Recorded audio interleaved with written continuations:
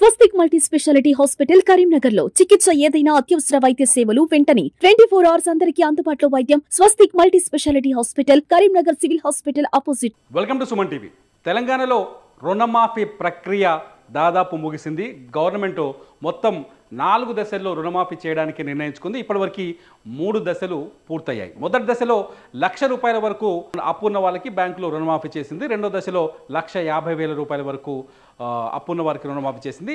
నిన్న ఆగస్టు 15వ తేదీన 2 లక్షల వరకు ఎవరికైతే బ్యాంకులో అప్పు ఉందో వాళ్ళకి 2 లక్షల వరకు రుణమాఫీ చేసింది. ఇక 4వ దశలో ప్రభుత్వం ఏం చేయాలనుకుంటుందంటే 2 లక్షల కంటే ఎక్కువ 2 లక్షలకు మించి బ్యాంకులో ఎవరికైనా అప్పు ఉంటుందో వాళ్ళకి 2 లక్షల లోపు అప్పుని మాఫీ చేయాలని నిర్ణయించుకుంది. ఆ ప్రక్రియ ఇవాళ నుంచి మొదలవుతుందని చెప్తున్నారు. ఎప్పటికీ పూర్తవుతుంది అనేది ఒక క్లారిటీ లేదు. గవర్నమెంట్ మాత్రం ఒక 30 రోజుల్లో పూర్తవుతుందని చెప్తుంది. అయితే అతిపెద్ద సమస్య, మేము చేసిన అన్ని వీడియోల కింద ఒక స్పష్టమైన క్వశ్చన్ కనిపిస్తోంది. అనేక మంది రైతులు కావచ్చు, లేకపోతే బ్యాంకులు అప్పున్న వాళ్ళు కావచ్చు, స్పష్టంగా అడుగుతున్నారు, సార్ మాకు రేషన్ కార్డు లేదు, అందుకే రుణమాఫీ కాలేదు. మా రేషన్ కార్డులో మా అమ్మ నాన్న నా పేరు ఉంది, మా ముగ్గురికి బ్యాంకులో లోన్ ఉంది, రుణమాఫీ కాలేదు. ఇట్లాంటి క్వశ్చన్స్ అడుగుతున్నారు. నిజానికి ఇది నిజమే. గవర్నమెంట్ మొదటి నుంచి రేషన్ కార్డుకి రుణమాఫీకి లింక్ ఉందని మొదటి నుంచి ప్రకటించింది. రేషన్ కార్డుని ఒక యూనిట్గా తీసుకున్నట్టుగా చెప్తుంది. గతంలో ప్రభుత్వాలు వైఎస్ రాజశేఖర రెడ్డి టైంలో కావచ్చు, కేసీఆర్ టైంలో కావచ్చు, బ్యాంక్ అకౌంట్ అనే వ్యక్తిని ఒక యూనిట్గా తీసుకున్నారు. అంటే బ్యాంకులో ఒక ఇంట్లో 4 ఉన్నారనుకోండి, 4కి 4 పాస్ పుస్తకాలు ఉన్నాయనుకోండి, అంటే భార్యకి భర్తకి అందరికీ భర్త భార్య 2 పిల్లలు ఇట్లా ముగ్గురికి కానీ 4 కానీ బ్యాంకులో లోన్ ఉంటే ఈ ముగ్గురికి రుణమాఫీ చేసింది. అంటే వ్యక్తిని ఒక యూనిట్గా తీసుకున్నారు. కానీ ఈసారి కాంగ్రెస్ గవర్నమెంట్ చాలా స్పష్టంగా వినండి, ఎవరికైతే రేషన్ కార్డు మీద సందేహాలు ఉన్నాయో, రేషన్ కార్డు మీద స్పష్టత లేదో వాళ్ళందరి కోసం చెప్తున్న వీడియో ఇది. ఎవరికైతే బ్యాంకులో ఎవరికైతే రుణమాఫీ కాలేదో, రేషన్ కార్డు వల్ల కాలేదని ఎవరైతే ఫీల్ అవుతున్నారో వాళ్ళకు గుర్తుపెట్టుకోండి. 4 వ్యక్తులు అనుకోండి, ఈ 4 వ్యక్తులు ఉంటే ఈ 4 పేరు మీద 4 రుణాలు ఉంటాయి. మనిషికో 50,000 లక్ష రుణం ఉందనుకోండి, లక్ష రుణం ఉందనుకోండి. ఒకప్పుడు ఏం చేసిరు, ఒకరికి ₹1,00,000 రుణం ఉందనుకోండి, 1 లక్ష కిందనే పరిగణించారు. కానీ రేషన్ కార్డుని లింక్ చేయడం వల్ల ఏమైందంటే ఈ 4ని కలిపి, ఈ 4కి ఒక్కొక్కరికి ₹1,00,000 ఉందిగా బ్యాంకులో రుణం, ఈ 4ని కలిపి ఒక యూనిట్గా కౌంట్ చేస్తే మీ మొత్తం రుణం 4 లక్షలు అవుతుంది. 4 లక్షలు అయినప్పుడు ఖచ్చితంగా 2 లక్షలకు మించి అప్పు అవుతుంది బ్యాంకులో. కాబట్టి రేషన్ కార్డు ఆధారంగా విభజించినప్పుడు, లేకపోతే బైఫర్గేట్ చేసినప్పుడు, లేకపోతే లిస్ట్ తయారు చేసినప్పుడు మీకు 2 లక్షలకు కంటే ఎక్కువ బ్యాంకులో లోన్ ఉంది కాబట్టి వాళ్ళకి రుణమాఫీ జరగదు. కాకపోతే ఇందులో ఇంకొక లాజిక్ ఉంది. ఏంటంటే ఒకే తండ్రి 2 కొడుకులు ఉన్నారనుకోండి, తండ్రి 2 కొడుకులు ఉంటే ఈ 2 కొడుకులకు పెళ్ళి అయిపోతే, వాళ్ళ కుటుంబాలు వేరువేరుగా ఉంటే, వాళ్ళ ఇంటి నెంబర్లు వేరైపోయి ఉంటే, వాళ్ళ రేషన్ కార్డులు సపరేట్గా ఉంటే తండ్రి ఒక యూనిట్ అవుతాడు, తండ్రికి 2 లక్షల వరకు రుణమాఫీ వస్తుంది. కొడుకు యూనిట్ అవుతాడు, ఆయనకు 2 లక్షలు వస్తుంది. ఇంకో కొడుకు యూనిట్ అవుతాడు, ఆయనకు 2 లక్షలు వస్తుంది. గుర్తుపెట్టుకోండి. ఒక ఇంట్లో తండ్రి 2 కొడుకులు ఉన్నారనుకోండి, ఉదాహరణకు మా నాన్న రేషన్ కార్డు వేరు, నా కుటుంబం వేరు, మా నాన్న కుటుంబం వేరు, నా తమ్ముడు కుటుంబం వేరు అనుకోండి. మా నాన్నకు 2 లక్షల వరకు రుణమాఫీ వస్తుంది, నాకు 2 లక్షల వరకు రుణమాఫీ వస్తుంది, మా తమ్మునికి కూడా 2 లక్షల వరకు రుణమాఫీ వస్తుంది. చాలా స్పష్టంగా అర్థం చేసుకోవాలి. రేషన్ కార్డుకు రుణమాఫీకి లింక్ అంటే ఇదే లింకు. మీ రేషన్ కార్డు అలాగైతే, లేదంటే ఇప్పుడు మీ రేషన్ కార్డు అలాగుంటే ఖచ్చితంగా మీకు 2 లక్షల వరకు రుణమాఫీ వస్తుంది. ఎందుకంటే ఇందులో ఇంకోటి విషయం ఏంటంటే, ఇప్పుడు నాకు నా కుటుంబం సపరేట్ అయింది.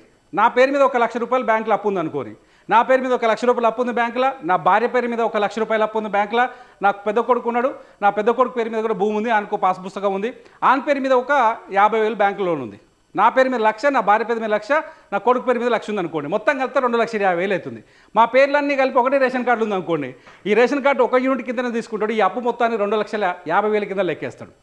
2,50,000 కింద అప్పు లెక్కేసినప్పుడు ఏమైంది, ఆ రుణమాఫీ నిన్నటి లెక్క ప్రకారం రుణమాఫీ జరగదు. 2 లక్షల లోపు ఉన్న వాళ్ళకే జరుగుతుంది. 2 లక్షల ₹1 ఉన్న కూడా రుణమాఫీ నిన్న జరగలేదు. అలాంటి వాళ్ళకు నెక్స్ట్ ఇప్పుడు రాబోయే 30 రోజుల్లో రుణమాఫీ చేస్తానని చెబుతుంది గవర్నమెంట్. ఎంతవరకు చేస్తారు అదంటే, నాకు బ్యాంకులో 2,50,000 ఉందిగా, నాకు నా 1,00,000, నా భార్యకి 1,00,000, నా పిల్లగానికి 1,50,000, మొత్తం కలిపి 2,50,000 ఉంది కదా.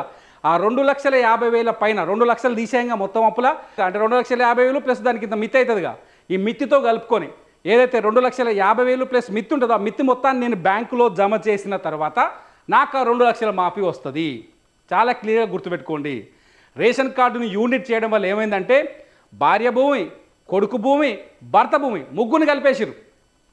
భార్య అప్పుని, భర్త అప్పుని, కొడుకు అప్పుని ముగ్గురిని కలిపి ఒకటే అప్పు కింద చూపిస్తున్నాడు.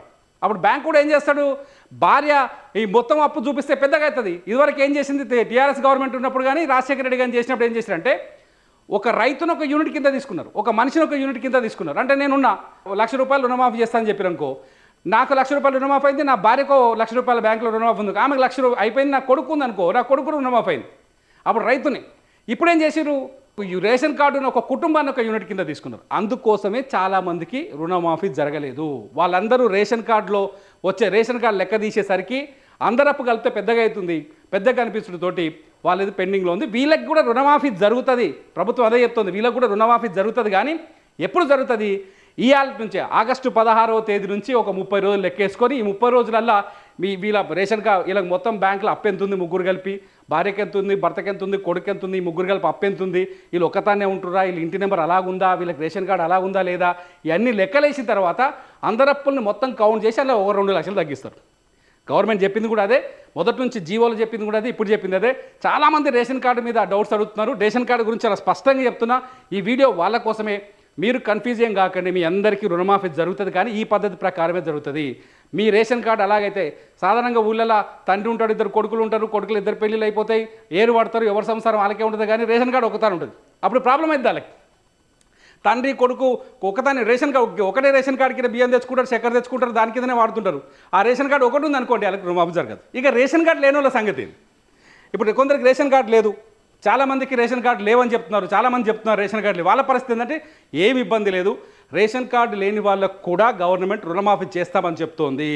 రేషన్ కార్డు లేని వాళ్ళు కూడా మీ మండల కేంద్రంలోని వ్యవసాయ అధికారి దగ్గరికి కానీ లేకపోతే కలెక్టరేట్లలో కొత్తగా ఓపెన్ చేస్తున్న కౌంటర్ల దగ్గరికి కానీ మీరు వెళ్ళి మీ బ్యాంకు ఏదైతే లోను కాగితం ఉంటుందో ఆ లోన్ కాగితం తీసుకొని పోయి కూర్చొని మీరు అక్కడ దరఖాస్తు చేసుకుంటే మీరు దరఖాస్తు చేసుకున్న 30 రోజుల్లోనే రుణమాఫీ చేస్తామని చెప్తోంది గవర్నమెంట్. సో టెన్షన్ పడాల్సిన పని లేదు.